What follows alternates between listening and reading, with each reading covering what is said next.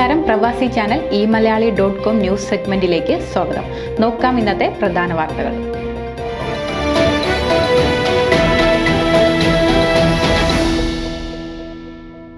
കൈകൾ കൊണ്ട് ഭക്ഷണം കഴിക്കുന്ന ന്യൂയോർക്ക് മേയർ സ്ഥാനാർത്ഥി സോഹ്റാൻ മംദാനി അപരിഷ്കൃതനെന്ന് റിപ്പബ്ലിക്കൻ കോൺഗ്രസ് അംഗം ബ്രാൻഡൻ ഗിൽ. മാക് പ്രീമിയർ ലീഗിൽ കപ്പുയർത്തി Sugar Land Sultans. Richmond Texas super kings league runners അപ്പായി. പൈതൃകത്തെ തൊട്ടറിഞ്ഞ് ഫോമയുടെ സമ്മർ ടു കേരള പരിപാടി വിജയകരമായി. അഹമ്മദാബാദ് വിമാന ദുരന്തത്തിൽ അട്ടിമറി സാധ്യത ഉൾപ്പെടെ അന്വേഷിക്കാൻ കേന്ദ്ര സർക്കാർ. JSK വിവാദത്തിൽ ഇടപെട്ട് ഹൈക്കോടതി. കലാകാരന്റെ സ്വാതന്ത്ര്യത്തിൽ ഇടപെടാനാവില്ലെന്നും കോടതി.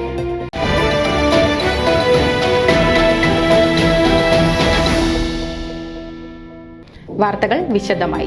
ന്യൂയോർക്ക് മേയർ സ്ഥാനാർത്ഥി സോഹ്റാൻ മംദാനി അപരിഷ്കൃതനെന്ന് റിപ്പബ്ലിക്കൻ കോൺഗ്രസ് അംഗം ബ്രാൻഡൻ ഗിൽ. കൈകൾ കൊണ്ട് ഭക്ഷണം കഴിക്കുന്ന സോഹ്റാൻ മംദാനിക്ക് പാശ്ചാത്യ രീതിയിൽ സ്വീകരിക്കാൻ കഴിയില്ലെങ്കിൽ മൂന്നാം ലോകത്തേക്ക് തിരിച്ചു പോകണമെന്നും അദ്ദേഹം പറഞ്ഞു. ടെക്സസിൽ സ്റ്റേറ്റ് സെനറ്റ് സ്ഥാനാർത്ഥിയായിരുന്ന ഡെമോക്രാറ്റിക് നേതാവ് കാർത്തിക് സൂര ഗില്ലിനോട് പ്രതികരിച്ചു. നിങ്ങളുടെ ഭാര്യ ദക്ഷിണേന്ത്യനാണ്. അവർ കൈകൊണ്ട് അരിഭക്ഷണം കഴിച്ചാണ് വളർന്നത്. ആ സംസ്കാരത്തെയാണ് നിങ്ങൾ വിമർശിച്ചത്. താൻ ജനിച്ചത് അമേരിക്കയിൽ ആണെന്നും കൈകൊണ്ട് ഭക്ഷണം കഴിക്കാറില്ലെന്നും ഡാനിയേല ഡിസൂസ ഗിൽ പ്രതികരിച്ചു.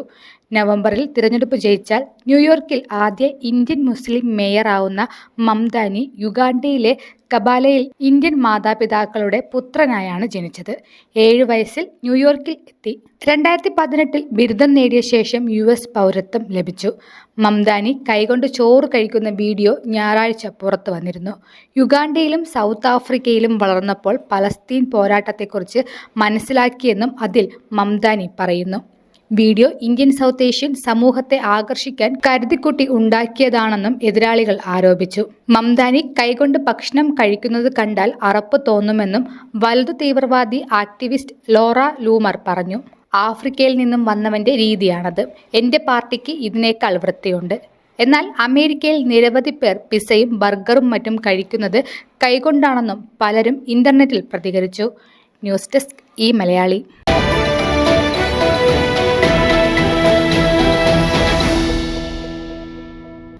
Malayali association of greater Houston സംഘടിപ്പിച്ച ആദ്യ ക്രിക്കറ്റ് ലീഗായ മാക് പ്രീമിയർ ലീഗിൽ ഷുഗർലാൻഡ് സുൽത്താൻസ് വിജയികളായി. സ്റ്റഫോർഡ് പാർക്ക് സ്റ്റേഡിയത്തിൽ നടന്ന മത്സരത്തിൽ റിച്ച്മണ്ട് സൂപ്പർ ലയൺസിനെ പരാജയപ്പെടുത്തിയാണ് സുൽത്താൻസ് കിരീടമണിഞ്ഞത്. ജൂൺ 22 സ്റ്റാഫോർഡ് പാർക്ക് സ്റ്റേഡിയത്തിൽ നടന്ന മത്സരത്തിൽ സാജൻ ജോൺ നേതൃത്വം നൽകിയ റിച്ചാർഡ് സൂപ്പർ ലയൺസിനെതിരെ സുൽത്താൻസ് 127 റൺസിന് 5 വിക്കറ്റ് നഷ്ടത്തിൽ വിജയം കരസ്ഥമാക്കി. റിച്ച്മണ്ട് ടീം 15 ഓവറിൽ 126-ൽ 8 എന്ന സ്കോറിലെത്തിയപ്പോൾ സുൽത്താൻസ് 14.5 ഓവറിൽ ലക്ഷ്യം മറികടന്നു. മത്സരം അവസാന നിമിഷം വരെ ആകാംക്ഷ നിലനിർത്തി.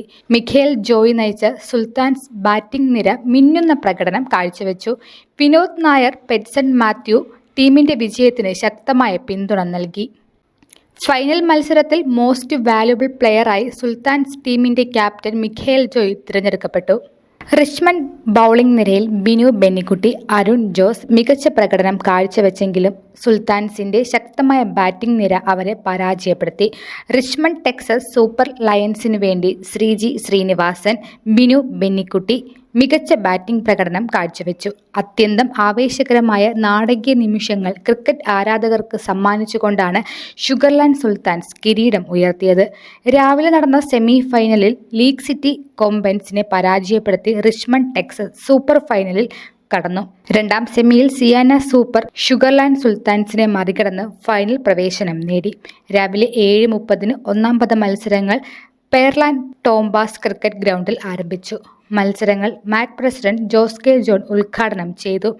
ഉദ്ഘാടന വേദിയിൽ വർണ്ണാഭമായ ജേഴ്സിയും അണിഞ്ഞ് ടീം പതാകകളുമായി അണിനിരന്നു.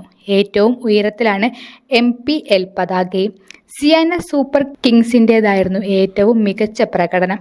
ടീം ഉടമകളായ ബിജോയ്, ലതീഷ്, സന്ദീപ് എന്നിവരുടെ നേതൃത്വത്തിൽ കുടുംബാംഗങ്ങളെയും പങ്കുചേർത്ത് വർണ്ണാഭമായ ബലൂണുകളും ബാനറുകളും ഉയർത്തി അകമ്പടിയായി ചെണ്ടമേളവും ചേർന്ന ഒരു ഉത്സവം അവർ ഒരുക്കി. തുടർന്ന് 12 മത്സരങ്ങളിലായി league city Kombans, Sienna Super Kings, Sugar Land Sultans, Richmond Texas Super Lions, Pearland Panthers, Stafford Lions, Riverstone Giants, Missouri City Falcon എന്നീ ടീമുകൾ മാറ്റുരച്ചു. ജിമ്മി സ്കറിയ 118 റൺസുമായി ടൂർണമെന്റിന്റെ മികച്ച സ്കോറർ ആയി. ജിതിൻ ടോം 114 റൺസുമായി രണ്ടാം സ്ഥാനത്തെത്തി. ആകാശ് നായർ 8 വിക്കറ്റുമായി മികച്ച ബൗളർ ആയി. ജോജി ജോർജ് 7 വിക്കറ്റുമായി രണ്ടാം സ്ഥാനത്തെത്തി. ജിതിൻ ടോം 10 സിക്സറുകൾ പറത്തി 86 റൺസുമായി മികച്ച വ്യക്തിഗത സ്കോററുമായി. ബിനു ബെന്നിക്കുട്ടി 267 പോയിന്റ് നേടി മികച്ച കളിക്കാരൻ ആയപ്പോൾ ജോജി ജോർജ് 253 പോയിന്റുകളുമായി തൊട്ടുപിറകിൽ എത്തി. Siyana Super Kings fair play award നേടി. മത്സരത്തിൽ ആകമാനം 2552 റൺസുകൾ ഒഴുകി. 134 വിക്കറ്റുകൾ വീണു. 88 സിക്സുകൾ പിറന്നു. 103 ഫോറുകളും. ജോജി ജോർജ് മികച്ച വ്യക്തിഗത ബൗളിംഗ് പുറത്തെടുത്തു. പോലീസ് ക്യാപ്റ്റൻ മനോജ് പൂപ്പാറയിൽ മുഖ്യ അതിഥിയായിരുന്നു. സമ്മാനദാനം നിർവഹിച്ചുകൊണ്ട് ടൂർണമെന്റ് യുവാക്കളുടെ ഒരു വലിയ മേളയായി മാറിയതിൽ അദ്ദേഹം സംഘാടകരെ അനുമോദിച്ചു. President Jose K John, secretary Rajesh Varghese എന്നിവർ ക്യാഷ് അവാർഡുകൾ സമ്മാനിച്ചു. ജോൺ ഉമ്മന്റെ ഉടമസ്ഥതയിലുള്ള ഷുഗർലാൻഡ് സുൽത്താൻസ് $2000 ക്യാഷ് അവാർഡും ട്രോഫിയും ഒന്നാം സമ്മാനമായി നേടി. ക്രിസ്റ്റഫർ ജോർജ്, ജെറി കുര്യൻ എന്നിവരുടെ ഉടമസ്ഥതയിലുള്ള Richmond Texas Super lions $1500 cash അവാർഡും ട്രോഫിയും കരസ്ഥമാക്കി. ഫാദർ ദിബുവും സന്നിഹിതൻ ആയിരുന്നു. തുടക്കം തന്നെ അതിഗംഭീരമായതിൽ അഭിമാനം കൊള്ളുന്നുവെന്ന് മിഖേൽ ജോയ്, മാഗ് സ്പോർട്സ് കോർഡിനേറ്റർ പറഞ്ഞു. വരും വർഷങ്ങളിൽ ഇതിലും മികച്ചതായി മാഗിന് ഇത് നടത്തുവാൻ കഴിയട്ടെ എന്നും അദ്ദേഹം ആശംസിച്ചു. ഈ മേള മികച്ചതാക്കുവാൻ അക്ഷീണം പ്രയത്നിച്ച, അതിന് ഊടും പാവും നെയ്ത മിഖേൽ ജോയ്ക്ക് അഭിനന്ദനം. ജോസ് കുനാഥൻ, വിഘ്നേഷ് ശിവൻ എന്നിവർ പ്രത്യേകം ആദരവ് അർഹിക്കുന്നു. ടീം ഉടമകളുടെ നിസ്വാർത്ഥമായ സഹകരണവും ബോർഡ് അംഗങ്ങളുടെ ഒത്തൊരുമയും അർപ്പണബോധവുമാണ് ഇതിനെ മികച്ചതാക്കിയതെന്ന് പ്രസിഡന്റ് ജോസ് കെ ജോൺ തന്റെ അധ്യക്ഷ പ്രസംഗത്തിൽ പറയുകയുണ്ടായി. ടീം ഉടമകളെ പ്രത്യേകമായി അഭിനന്ദിക്കുന്നു. അവരുടെ സഹകരണവും പ്രതിബദ്ധതയുമാണ് ടൂർണമെന്റിന്റെ വിജയം, സെക്രട്ടറി രാജേഷ് വർഗീസ് അറിയിച്ചു. ട്രഷറർ സുജിത് ചാക്കോ സ്വാഗതം ആശംസിച്ചു. സ്പോർട്സ് കോർഡിനേറ്റർ മിഖേൽ ജോയ് നന്ദി രേഖപ്പെടുത്തി. Arcola dental prosthodontics and implant center doctor Naveen Patel പ്രധാന ഉപയോക്താവ് ആയിരുന്നു. ഏറ്റവും കൂടുതൽ സിക്സ് അടിച്ച കളിക്കാരന് ജോജി ജോസഫ് ക്യാഷ് അവാർഡ് നൽകി ആദരിച്ചു. Life insurance, retirement planning, financial literacy എന്നിവയിലൂടെ സുരക്ഷിതമായ ഭാവി ഉറപ്പാക്കാൻ ഫിനാൻഷ്യൽ സ്ട്രാറ്റജിസ്റ്റും റിട്ടയർമെന്റ് പ്ലാനിംഗ് സ്പെഷ്യലിസ്റ്റുമായ അജു ജോണിനെ സമീപിക്കാം. ബോർഡ് അംഗങ്ങളായ മാത്യൂസ് ചാണ്ടപ്പിള്ള, ക്രിസ്ത്യൻ ജോർജ്, സുനിൽ തങ്കപ്പൻ, ജോൺ W വർഗീസ്, രേഷ്മ വിനോദ്, അലക്സ് മാത്യു, ബിജോയ് തോമസ്, പ്രബിമോൻ വെള്ളിയാൻ, റിനു വർഗീസ് തുടങ്ങിയവർ അടങ്ങിയ കമ്മിറ്റി മികച്ച പ്രവർത്തനം കാഴ്ചവെച്ചു. നല്ല ജനക്കൂട്ടമായിരുന്നു 2 ദിവസവും കളി കാണുവാൻ എത്തിയത്. ടൂർണമെന്റിനെ പിന്തുണച്ച എല്ലാ ഹ്യൂസ്റ്റൺ നിവാസികൾക്കും മാഗിന്റെ ബോർഡ് നന്ദി അറിയിച്ചു. മാനേജർ മോൻസി കുര്യാക്കോസ്, മുൻ പ്രസിഡന്റുമാരായ എബ്രഹാം കെ ഈപ്പൻ, SK ചെറിയാൻ, ജെയിംസ് ജോസഫ്, വിനോദ് വാസുദേവൻ, അനിൽ ആറന്മുള, ജോയ് ജോസഫ്, മാത്യൂസ് മുണ്ടക്കൽ, മുൻ പ്രസിഡന്റും ബിൽഡിംഗ് കമ്മിറ്റി ചെയർമാനുമായ ശ്രീ ശശിധരൻ നായർ തുടങ്ങി പ്രമുഖരുടെ ഒരു നീണ്ട നിര തന്നെ ടൂർണമെന്റിന് ആശംസകളുമായി എത്തിയിരുന്നു. മത്സരം തത്സമയം സംപ്രേഷണം ചെയ്ത പ്രശസ്ത റേഡിയോകളായ ദക്ഷിൺ, ആശ, ബീറ്റ്സ് FM എന്നിവയ്ക്ക് മാധ്യമപ്രവർത്തകരായ ജീമോൻ റാന്നി, അജു വാരിക്കാട് എന്നിവർക്കും പ്രത്യേക നന്ദി രേഖപ്പെടുത്തുന്നു. News desk ഇ-മലയാളി.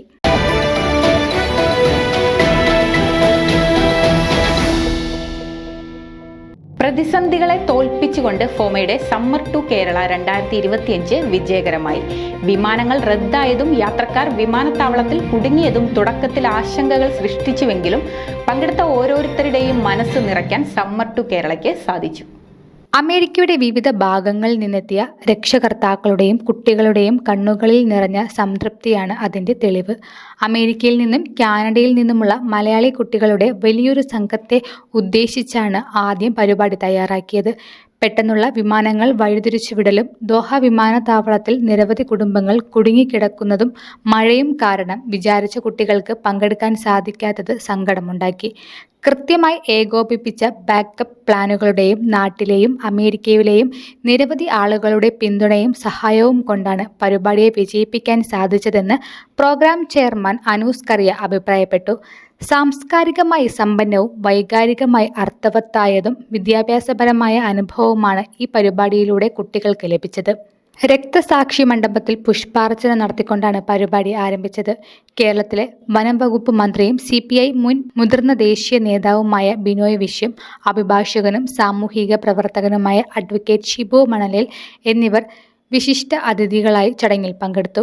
അമേരിക്കയിൽ വളരുന്ന മലയാളി കുട്ടികൾക്ക് നമ്മുടെ പൈതൃകവും പാരമ്പര്യവും മുൻഗാമികളുടെ ത്യാഗങ്ങളും പഠിക്കേണ്ടതിൻ്റെ പ്രാധാന്യവും ഊന്നിപ്പറയുന്ന ഹൃദയാംഗമമായ സന്ദേശമാണ് ബിനോയ് വിശ്വം തൻ്റെ പ്രസംഗത്തിലൂടെ പങ്കുവച്ചത്. ചരിത്ര സ്മാരകമെന്ന നിലയിൽ രക്തസാക്ഷി മണ്ഡപത്തിൻ്റെ പ്രാധാന്യത്തെക്കുറിച്ച് സംസാരിക്കുകയും ചെയ്തു. വിദേശത്ത് വളരുന്ന കുട്ടികൾക്ക് സാംസ്കാരിക അടിത്തറയുടെ മൂല്യവും കേരളത്തിൻ്റെ സമ്പന്നമായ പൈതൃകത്തെ അവർക്ക് പരിചയപ്പെടുത്തേണ്ടതിൻ്റെ ആവശ്യകതയും അഡ്വക്കേറ്റ് ഷിബു മണലിൽ തൻ്റെ പ്രസംഗത്തിൽ അടിവരയിട്ടു. ലോകമെമ്പാടും കേരള സംസ്കാരത്തിൻ്റെ അംബാസഡർമാരാകാൻ പുതുതലമുറയെ അദ്ദേഹം പ്രോത്സാഹിപ്പിച്ചു. ഈ സംരംഭം ഏറ്റെടുത്തതിന് ഫോമയെ ഇരുവരും അഭിനന്ദിച്ചു. ഇന്ത്യയുടെ ബഹിരാകാശ നേട്ടങ്ങളെക്കുറിച്ചുള്ള അപൂർവവും പ്രചോദനാത്മകവുമായ കാഴ്ച കുട്ടികൾക്ക് നൽകിയ ISRO സന്ദർശനമായിരുന്നു ടൂറിൻ്റെ പ്രധാന ആകർഷണങ്ങളിൽ ഒന്ന്. ഇന്ത്യയുടെ സമീപകാല ബഹിരാകാശ ചിത്രത്തിൻ്റെ പശ്ചാത്തലത്തിൽ ഇത് ഏറെ പ്രസക്തമാണ്. കുതിരമാളിക കൊട്ടാരം സന്ദർശിക്കൽ, മസ്കറ്റ് ഹോട്ടലിൽ നടന്ന പത്രസമ്മേളനം, ഒന്നിച്ചുള്ള അത്താഴം എന്നിവയും വേറിട്ട അനുഭവം പങ്കുവച്ചു. വിശിഷ്ട വ്യക്തികളുമായി ആശയവിനിമയം നടത്തുന്നു അപൂർവ അവസരമായി മാറിയത്. തിരക്കേറിയ പരിപാടി ഉണ്ടായിരുന്നിട്ടും ബഹുമാനപ്പെട്ട കേരള മുഖ്യമന്ത്രി പിണറായി വിജയൻ കുട്ടികളെ കാണാനും അവരുമായി സംവാദിക്കാനും കുറച്ച് സമയം കണ്ടെത്തി. പരിപാടിയുടെ സാംസ്കാരികവും വിദ്യാഭ്യാസപരവുമായ പ്രാധാന്യത്തെക്കുറിച്ച് വാചാലനായ മുഖ്യമന്ത്രി സംഘാടകരെ അഭിനന്ദിച്ചു. 2 ദിവസം സംഘം കേരള സെക്രട്ടേറിയറ്റ് സന്ദർശിച്ചു. തുടർന്ന് ഡിഫറൻറ്റ് മജീഷ്യൻ മുതുകാടിൻ്റെ ഡിഫറൻറ്റ് ആർട്ട് സെൻ്ററിലെ ഭിന്നശേഷിക്കാരായ കുട്ടികളുമായി സമയം ചിലവഴിക്കുകയും അവരുടെ പ്രകടനങ്ങളെ അഭിനന്ദിക്കുകയും ചെയ്തു. പങ്കെടുത്തവർക്കുള്ള സർട്ടിഫിക്കറ്റ് വിതരണത്തോടെയാണ് ടൂർ അവസാനിച്ചത്. 2 ദിവസത്തെ യാത്രാ പരിപാടി കൃത്യതയോടെയും ശ്രദ്ധയോടും കൈകാര്യം ചെയ്ത ജൂബി വള്ളിക്കളത്തെ അനൂസ് കറിയ അഭിനന്ദിച്ചു. Format general secretary Baiju Varghese സംഘടനയുടെ വരാനിരിക്കുന്ന സംരംഭങ്ങളെക്കുറിച്ചുള്ള വിതരണം നൽകി. ജോയിന്റ് ട്രഷറർ അനുപമ കൃഷ്ണൻ ഈ കാലയളവിലേക്ക് ആസൂത്രണം ചെയ്തിട്ടുള്ള യുവജന കേന്ദ്രീകൃത പ്രവർത്തനങ്ങളെക്കുറിച്ച് വിശദീകരിച്ചു.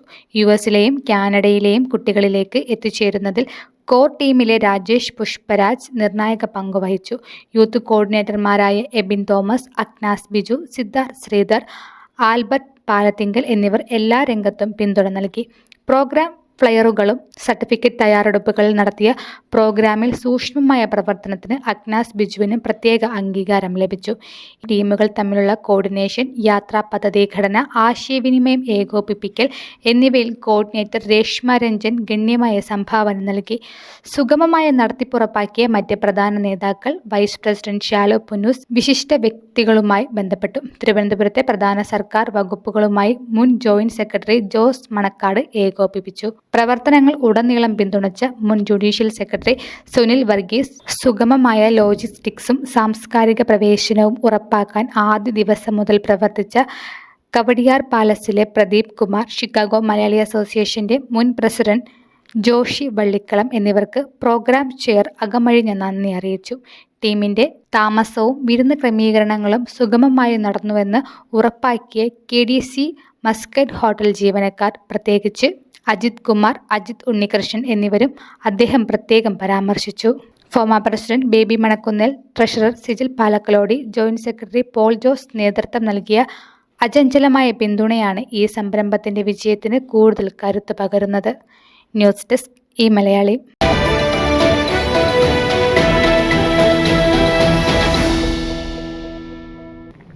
രാജ്യത്തെ നടുക്കിയ അഹമ്മദാബാദ് എയർ ഇന്ത്യ വിമാന ദുരന്തം സംബന്ധിച്ച് അട്ടിമറി സാധ്യത അന്വേഷിക്കുമെന്ന് കേന്ദ്ര സർക്കാർ.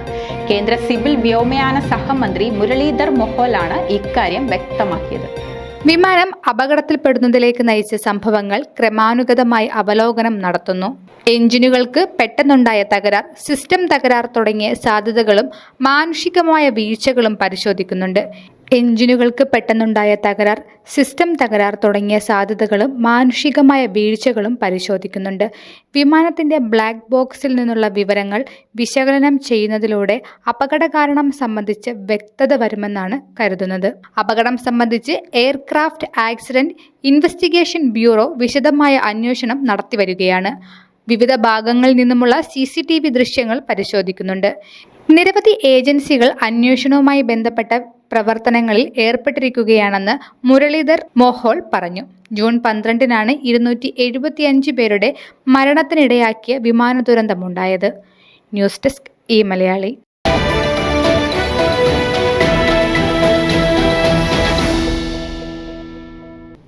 സുരേഷ് ഗോപി നായകനായ Janaki versus state of Kerala സിനിമയുടെ പേരിലെ ജാനകി എന്ന പേര് മാറ്റണമെന്ന സെൻസർ ബോർഡ് നിർദ്ദേശത്തിനെതിരെ ഹൈക്കോടതി. പേര് മാറ്റണമെന്ന് നിർദ്ദേശിക്കുന്നതിൽ വ്യക്തമായ കാരണമുണ്ടെങ്കിൽ ബോധിപ്പിക്കാൻ ഹൈക്കോടതി സെൻസർ ബോർഡിനോട് ആവശ്യപ്പെട്ടു. JSK Janaki versus state of Kerala സിനിമയുടെ പ്രദർശന അനുമതിയുമായി ബന്ധപ്പെട്ട് വിമർശനം തുടരുന്നതിനിടെയാണ് കോടതി ഇക്കാര്യം നിർദ്ദേശിച്ചത്. ബുധനാഴ്ച കേസ് വീണ്ടും പരിഗണിക്കുമെന്നും സിനിമയ്ക്കും കഥാപാത്രത്തിനും ജാനകി എന്ന പേര് നൽകുന്നതിൽ എന്താണ് പ്രശ്നമെന്നും അറിയിക്കാൻ ജസ്റ്റിസ് N നാഗരേഷ് സെൻസർ ബോർഡിനോട് നിർദ്ദേശിച്ചു. സിനിമയുടെ പ്രമേയം എന്തായിരിക്കണമെന്നും പേര് എന്തായിരിക്കണമെന്നൊക്കെ കലാകാരനോട് സെൻസർ ബോർഡ് നിർദ്ദേശിക്കുകയാണോ എന്നും കോടതി ചോദിച്ചു. മത, ജാതി, വംശപരമായ വിദ്വേഷ പരാമർശങ്ങൾ പാടില്ലെന്ന് ഫിലിം സർട്ടിഫൈ ചെയ്യുന്നതിനുള്ള മാർഗനിർദ്ദേശം പറയുന്നുണ്ടെന്ന വാദം ഇന്നും സെൻസർ ബോർഡ് കോടതിയിൽ ഉയർന്നു. ജാനകി എന്ന പേര് എങ്ങനെയാണ് അവഹേളനമാകുന്നതെന്ന് കോടതി ചോദിച്ചു. സാംസ്കാരികവുമായി ബന്ധപ്പെട്ടത് എന്നായിരുന്നു സെൻസർ ബോർഡ് മറുപടി നൽകിയത്. എന്നാൽ ഇന്ത്യയിലെ ഭൂരിഭാഗം പേരുകളും ഏതെങ്കിലും ദൈവത്തിൻ്റെ പേരുകളാണ്. അത് ഹിന്ദുവാണെങ്കിലും ക്രൈസ്തവരാണെങ്കിലും മുസ്ലിം ആണെങ്കിലും 80% പേർക്കുമുണ്ട്. സിനിമയ്ക്ക് പേരിടുന്നത് കലാകാരൻ്റെ സ്വാതന്ത്ര്യമാണെന്നും കോടതി പറഞ്ഞു. നിഷ്പക്ഷമായ ഒരു പേര് ഇടാമല്ലോ എന്നാണ് സെൻസർ ബോർഡ് ഇതിന് മറുപടിയായി പറഞ്ഞത്. എന്നാൽ എന്ത് പേരിടണമെന്നും എന്തായിരിക്കണം ആശയമെന്നൊക്കെ നിങ്ങൾ നിർദ്ദേശിക്കുകയാണോ എന്നായിരുന്നു കോടതിയുടെ മറുചോദ്യം. അത് കലാകാരൻ്റെ സ്വാതന്ത്ര്യമാണ്, നിങ്ങൾക്കതിൽ ഇടപെടാൻ സാധിക്കില്ല എന്ന് കോടതി പറഞ്ഞു. ചിത്രത്തിലെ നായികയുടെ പേര് ജാനകി എന്നും നായിക ബലാത്സംഗ അതിജീവിതയാണെന്നും നിർമ്മാണ കമ്പനി കോടതിയെ അറിയിച്ചു. ആ അതിജീവിത നീതിക്കു വേണ്ടി നടത്തുന്ന പോരാട്ടമാണ് സിനിമയിൽ ഉള്ളതെന്ന് വ്യക്തമാക്കി നിർമ്മാണ കമ്പനി സിനിമ കണ്ട് വിലയിരുത്താൻ കോടതിയെ ക്ഷണിക്കുകയും ചെയ്തു. തുടർന്നാണ് എന്തുകൊണ്ട് ജാനകി എന്ന പേര് ഉപയോഗിക്കാനാകില്ലെന്ന കാര്യത്തിൽ വ്യക്തത വരുത്താൻ കോടതി സെൻസർ ബോർഡിന് നിർദ്ദേശം നൽകിയത്. News desk Malayali.